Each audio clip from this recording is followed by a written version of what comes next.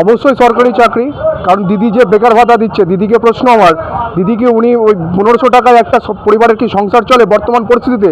মানুষের একটা যে মান্থলি যে রিচার্জ, সেই রিচার্জটা করতে গিয়ে তার বছরে যে কত টাকা লাগে উনি হিসাব মনে হয় জানে না।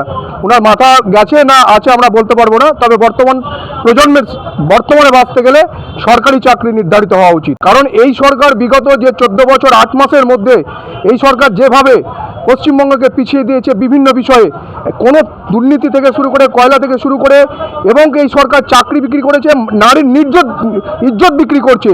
তাই এই সরকারের পরিবর্তন অবশ্যম্ভাবী, পরিবর্তন করা উচিত এবং সমগ্র জনগণের এই পরিবর্তনে সামিল হওয়া উচিত। দেখুন, বিজেপির যিনি মসনদে বসে আছেন, আমাদের ভারতের প্রধানমন্ত্রী নরেন্দ্র দামোদর দাস মোদীজির, ওনার যে কমিটমেন্ট, প্রত্যেকটা কমিটমেন্টে উনি সফল করেছেন।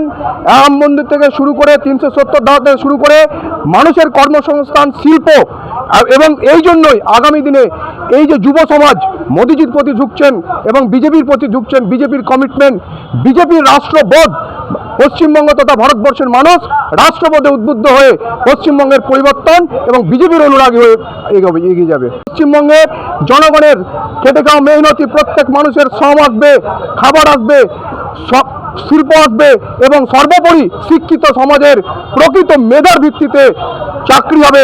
তাই পরিবর্তন দরকার।